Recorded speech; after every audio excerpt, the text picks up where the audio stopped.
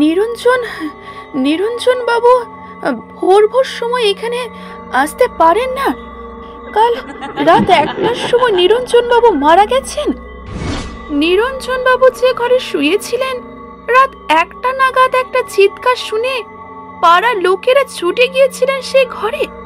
খোলা দরজা দিয়ে ঢুকে সবাই দেখেছেন নিরঞ্জন বাবুর মৃতদেহ মেঝেই পড়ে আছে।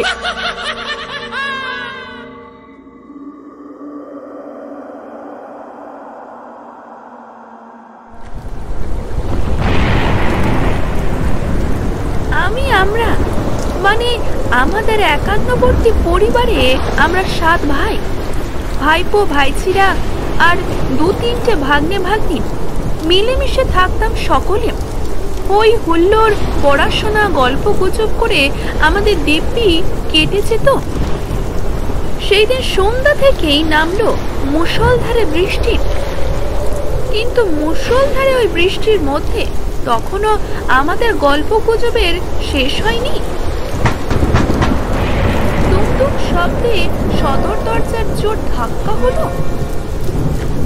দেওয়াল ঘড়িতে তখন ঢং ঢং করে বাজছিল রাত 8টা। হঠাৎই এমন দরজার আওয়াজ শুনে স্বাভাবিকভাবেই আমরা চমকে উঠলাম। ছোটবেলা থেকেই আমাদের ভূতের বড্ড ভয়, তাই সেখান থেকে আমরা একটুকু নড়লাম না। আমাদের মধ্যে নদা হলো বেশ মোটা সোটা জোয়ান চেহারা, তাই তিনি গিয়ে এই দরজাটা খুলে দিলেন। আমাদের মধ্যে যারা বড়রা ছিলেন তারা যে যার ঘরে তখন বিশ্রাম করছিলেন। তারা তখনও জানেন না যে ওই বৃষ্টিতে কেউ একজন সদর দরজায় এসে দাঁড়িয়েছিলেন। এদিকে নদা দরজাটা খুলে দিয়েই দেখলেন তার সামনে দাঁড়িয়ে রয়েছে একজন ভদ্রলোক। নদা দেখলো তার গায়ের ওয়াটারপ্রুফটা ভিজে গিয়েছে ঠিকই, কিন্তু হাতে জ্বলন্ত সিগারেটটা অমন অঝোরধারার বৃষ্টি তো নেভেনি। এটা কেমন করে সম্ভব হলো? পায়ের জুতো টুতো একদম ভিজে জবজবে, মাথায় একটা সাবেকি ধরনের বেল্ট ক্যাপ। ভদ্রলোক বললেন, তোমার কাকা টাকাকে বলো গিয়ে নিরঞ্জন বাবু এসেছেন। ভদ্রলোক যে আমাদের পরিচিত সেটা তার কথাই বোঝা গেল। আমাদের বাবা যে মারা গেছেন নেই এটা না জানলে নিরঞ্জন বাবু কাকার কথাই বা বললেন কেন? ভদ্রলোকটি তখন দাঁড়িয়ে রইলেন, অর্থাৎ ওই নিরঞ্জন বাবু। নদা গিয়ে বড় কাকাকে খবর দিলেন। বড় কাকা বেশ ভারী কি মানুষ, কত্তা কত্তা ভাব তার, রাশ ভারী চেহারা, কম কথা বলেন, কিন্তু কথাগুলো সবই দরকারি। তবে নিরঞ্জন বাবু নামটা শুনেই সেই বড় কাকা ব্যস্ত সমস্ত হয়ে নিচে নেমে এলেন। কি ব্যাপার কে জানে। আমরা তখন একটা নতুন কিছু ঘটবার জন্য অপেক্ষা করে বসে রয়েছি একদম চুপচাপ সকলে মিলে। বড় কাকা দরজার এপার থেকে হাত বাড়িয়ে নিরঞ্জন বাবুর হাত ধরলেন, বললেন, আরে নিরঞ্জন দা, তুমি এসো এসো, একদম ভিজে গেছে, ভেতরে এসো। ততক্ষণে বাড়ির বড়রা অনেকেই চলে এসেছে। কিছু সুস্থ হয়ে বসলেন নিরঞ্জন বাবু। তার ভিজে জামা প্যান্ট তিনি খুলে নতুন পোশাক পরলেন। এতক্ষণে বড় কাকা আমাদের এবং সকলের কৌতূহল মেটানোর জন্য গড়গড় করে বলে গেলেন, তোমরা সবাই অবাক হয়ে গেছো তাই না? হ্যাঁ, তা হওয়া স্বাভাবিকই বটে, বিশেষ করে বৃষ্টির ভেতর এমন রাত। আমাদের মধ্যে সেজদাই হচ্ছে সবচেয়ে ভীতু, ভীষণ ভূতের ভয় তার। ব্যাপারটার মধ্যে সেজদা এতক্ষণে ভূত ভূত গন্ধ পেয়ে গেছে। সেজদা তাই বৌদিদের গা ঘেঁষে একপাশে গিয়ে বসে পড়ল। সেজদার দিকে ড্যাব ড্যাব করে তাকিয়ে রইল বড় কাকার নিরঞ্জন দা। তিনি বললেন, আগে হঠাৎই আসতে বাধ্য হলাম। মধ্য কলকাতায় একটা বাড়ি কেনার ইচ্ছে ছিল আমার বরাবরই, কারণ মধ্য কলকাতাতেই আমরা আসল কলকাতা বলে জানি। আমার এক দেশীয় বন্ধু এ ব্যাপারে আমাকে ডেনমার্কে একটা চিঠি পাঠিয়েছিল। মধ্য কলকাতার শাঁখারীটোলার নাকি একটা দোতলা বাড়ি অনেক বছর ধরে খালি পড়ে আছে। অনেকগুলো ঘর, বাথরুম, রান্নাঘর নিয়ে বেশ ভালোই বাড়ি। সেটা যদি কেনার ব্যবস্থা আমি করি তাহলে ভালোই হয়। আর তাছাড়া আমার মনে পড়ে গেল চট করে তোমাদের কথা, তোমরাও কাছাকাছি থাকবে। কাজেই তড়িঘড়ি পরশুর ফ্লাইটেই আমি চলে এলাম। এসে বাড়িওয়ালার সঙ্গে দেখা করলাম। আমার যে বন্ধু খবরটা লিখেছিল তাকে চিনতেন বাড়িওয়ালা ভদ্রলোক। তিনি আমাকে অবাক করে বললেন, হরিহর সামন্ত, মানে আমার ওই বন্ধু ভদ্রলোক যে আমাকে বাড়িটার খবর দিয়েছিল, সে নাকি 27 জুন ট্রামে কাটা পড়ে মারা গেছে। আমি চমকে উঠলাম। হরিহর বাবুর লেখা সেই চিঠিতে তারিখটা ছিল 3 জুলাই। মানে বাড়িওয়ালার কথা অনুযায়ী বন্ধু ভদ্রলোক নিজের মৃত্যুর পর আমাকে চিঠি লিখেছিল। এ কেমন করে হতে পারে? এ কি আদৌ সম্ভব নাকি? যাই হোক, বাড়িওয়ালার সাথে কথাবার্তা পাকা করেই নিলাম, আর অ্যাডভান্সও দিলাম তাকে। তারপর মনে হলো তোমাদের কথা। তোমাদের পাড়াতেই যখন এলাম তখন শুভ সংবাদটা তোমাদের দিয়েই চাই। তা আশি করে এমন বৃষ্টি এলো, সে আর থামেই না। ভিজে নিয়ে একেবারে জবজব হয়ে গেল। ভাগ্যিস পায়জামাটা দিলে।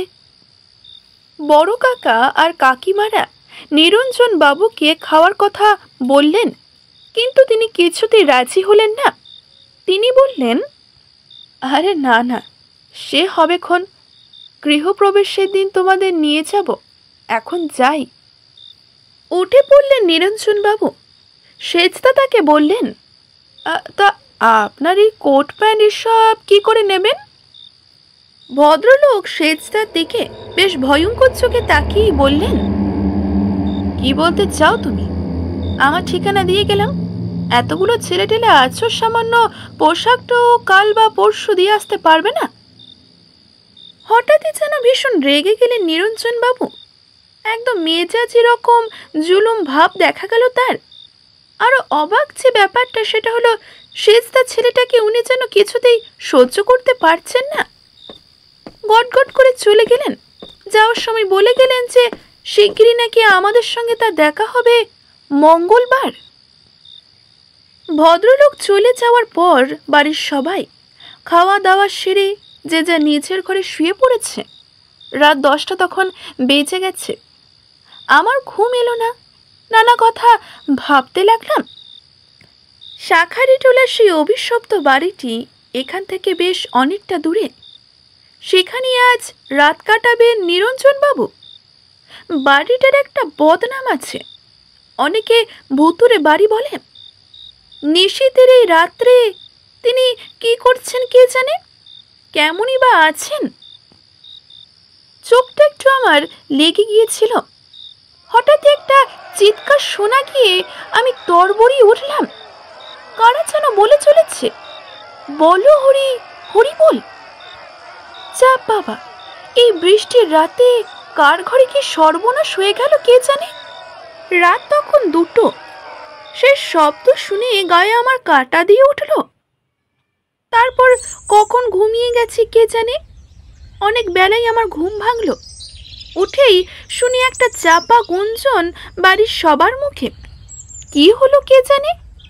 বাইরে গিয়ে শুনতে পেলাম ভোর ভোর রাতে নাকি ভিজে কোট প্যান্টগুলো নিতে এসেছিলেন নিরঞ্জন বাবু, আর সেজদাই নাকি দরজা খুলে দিয়েছিল।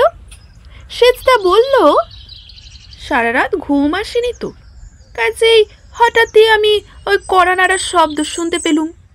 ভয়ও লাগছিল, তবে কে যেন আমার পা দুটোকে টেনে নিয়ে গেল সদর দরজায়। দরজাটা খুলে দিলাম। চমকে উঠলুম। সামনে দাঁড়িয়ে দেখি সেই ভদ্রলোক নিরঞ্জন বাবু। বড় কাকিমা বললেন, তা হারে আমাদের কাউকে ডাকলি না কেন? বড় কাকা সেজদাকে বলল, তারপর কি করলি তুই? সেজদাও বলে গেল, তারপর আবার কি?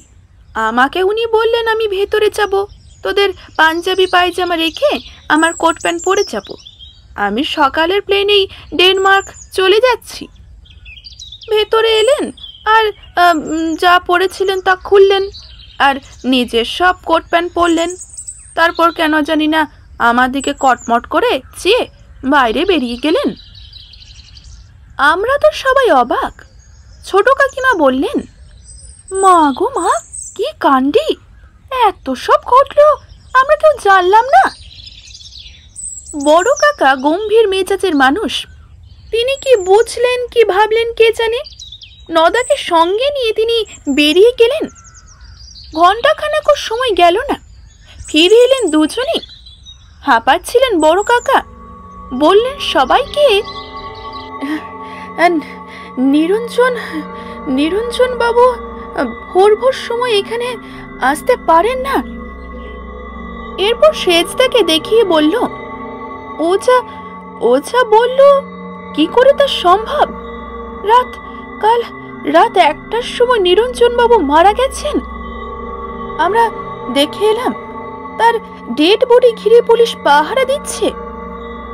শাঁখারিটোলার বাড়িওয়ালা বললেন, নিরঞ্জন বাবু যে ঘরে শুয়েছিলেন, রাত 1টা নাগাদ একটা চিৎকার শুনে পাড়ার লোকেরা ছুটে গিয়েছিলেন সেই ঘরে। খোলা দরজা দিয়ে ঢুকে সবাই দেখেছেন নিরঞ্জন বাবুর মৃতদেহ মেঝেই পড়ে আছে। ছোট কাকা তখন প্রশ্ন করলেন, তা ওনার পোশাক কি ছিল তখন শুনলে কিছু? বড় কাকা বললেন, হ্যাঁ হ্যাঁ, আমরা তো দেখেই এলাম, আমাদের দেওয়া সেই পাজামা পাঞ্জাবি। কি আশ্চর্য! সেজদার কথার সঙ্গে কোনো মিল খুঁজে পাওয়া গেল না। নিরঞ্জন বাবুর ছেড়ে রাখা সেই কোট প্যান্ট পড়েছিল সেই ঘরেই, আমাদের বাড়িতেই। আর সবচেয়ে দুঃখজনক ব্যাপার হলো, আমাদের সকলের ভালোবাসার এবং শ্রদ্ধার সেজদা নিরঞ্জন বাবুর অদ্ভুত মৃত্যুর 3 দিনের পরই একটা দুর্ঘটনায় মোটর চাপা পড়ে মারা গেলেন। সেদিন ছিল মঙ্গলবার। নিরঞ্জন বাবু বলেছিলেন যে সেজদার সঙ্গে মঙ্গলবার দেখা হবে। এখানে শেষ করছে আজকের এই গল্পটি।